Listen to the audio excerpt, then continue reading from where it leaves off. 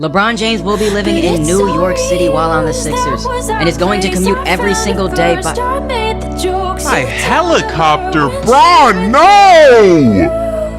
No more helicopters! Give him your nicest penthouse, your nicest mansion, your nicest castle, whatever! Please, think about this.